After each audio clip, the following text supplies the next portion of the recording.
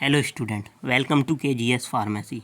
तो आज हम पढ़ने वाले हैं method of analysis of complexation. ठीक है, मेथड ऑफ एनालिसिस क्या होते हैं हमारे कॉम्प्लेक्सेशन के। तो इसमें पहले जब हम after complexation process we have check या now whatever the complex is made या नहीं बना है कि नहीं, हमारा कॉम्प्लेक्सेशन फॉर्म हुआ है कि नहीं। तो ये चेक करने के लिए हम कुछ मेथड लाए हैं। कौन कौन से?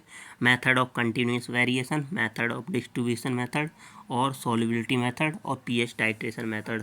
तो इसमें सबसे ज़्यादा यूज किया जाता है हमारा पीएच टाइट्रेशन मेथड पता करने के लिए कॉम्प्लेक्सेशन हुआ है कि नहीं हुआ।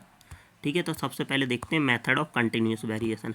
मेथड ऑफ कंटिन्यूस वेरिएशन में क्या करते हैं, इसमें क्या करते हैं, जो ड्रग की प्रॉपर्टी होती हैं, फिजिकल प्रॉपर्टी होती हैं, उनको चेक करके हम पता लगा सकते हैं हमारा कॉम्प्लेक्स फॉर्म हुआ है कि नहीं हुआ। जैसे डाइलेक्ट्रिक कांस्टेंट, रिफ्रैक्टिव इंडेक्स, इन सबको पता लगा के हम क्या कर देते हैं, इन सबको यूज करके हम पता लगा सकते हैं हमारा कॉम्प्लेक्स फॉर्म हुआ है कि नहीं हुआ। ठीक है, तो इसमें सबसे पहले B now then B when two or more species are associated they form complex and due to formation of complex their physical property would have changed such as dielectric constant, refractive index etc।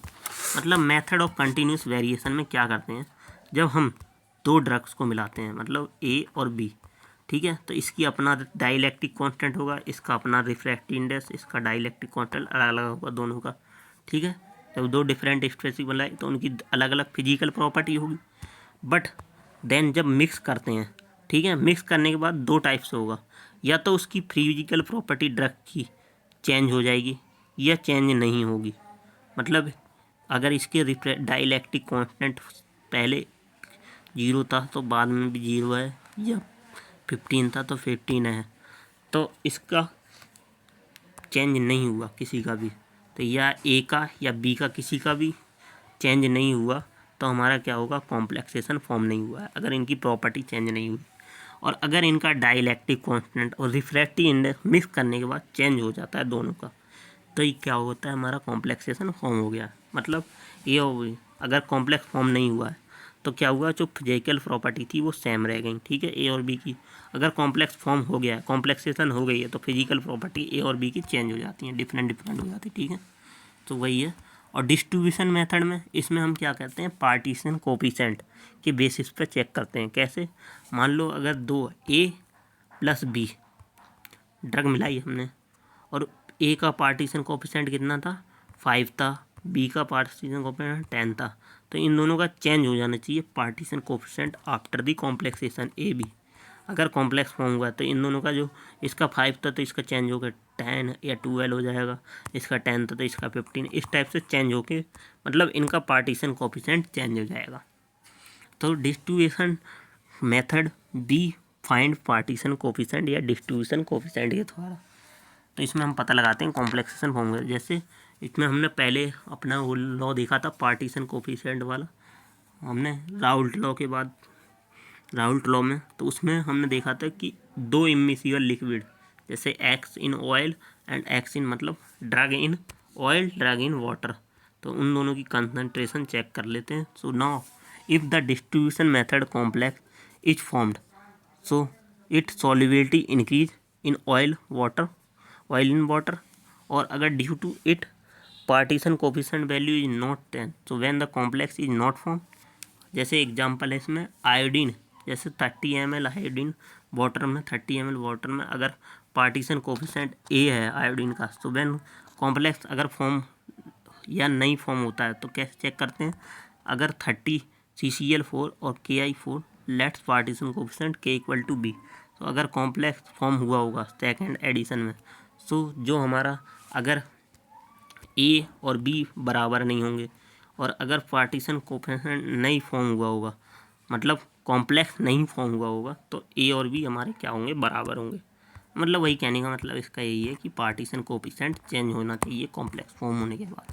ठीक है, तो third method आता है solubility method.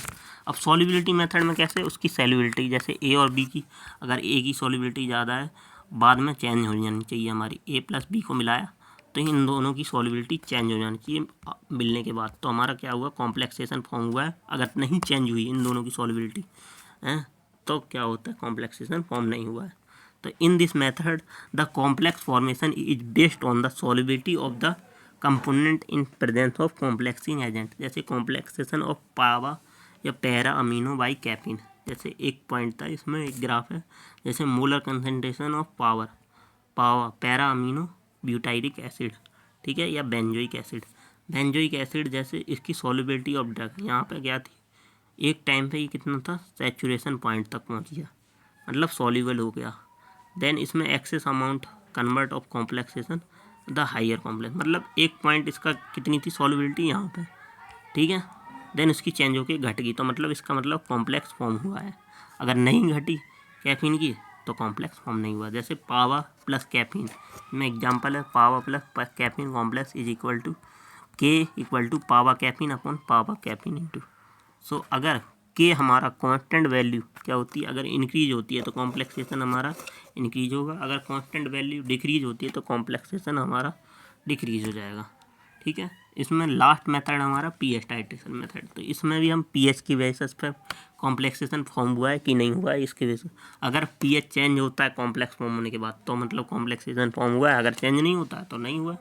तो when complexation happened the also in pH change, so firstly we check the pH before complexation, then after complexation if value of pH change mean complex is not formed। अगर example जैसे chelation of cupric ion by glycine, जैसे chelation of, अगर complex में pH change हुआ होता है तो complexation form हुआ होता है दो कंपाउंड का, अगर पीएच चेंज नहीं हुआ तो कॉम्प्लेक्सेशन फॉर्म नहीं हुआ, ठीक है। तो जैसे ग्लाइसिन प्लस NaOH क्या होते हैं, बेसिक पीएच के होते हैं। जब ग्लाइसिन NaOH प्लस कॉपर कोई कॉम्प्लेक्स फॉर्म करवाते हैं तो वो एसिडिक पीएच है, इट मीन्स कॉम्प्लेक्स फॉर्म हो चुका है, ठीक है। तो ये इसका एग्जांपल है, और इस टाइप से इसका कर्व बना सकते हैं हम। जैसे हमने जब ग्लाइसिन एसिडिक, ग्लाइसिन और कॉपर कॉम्प्लेक्स पहले क्या था, ये हमारा किसका बेसिक इन नेचर का था, मतलब ग्लाइसिन और NaOH जब थे हमारे क्या थे, ये बेसिक नेचर के थे। जब हमने इसमें कॉपर मिला दिया तो ये एसिडिक नेचर पे आ गया, ठीक है। तो ये हमारा क्या हो गया, यहाँ पे मेथड ऑफ एनालिसिस कॉम्प्लेक्सेशन खत्म हुआ। नेक्स्ट हम पढ़ेंगे इसमें protein binding and complexation and drug action के बारे में, ठीक है। Thank you.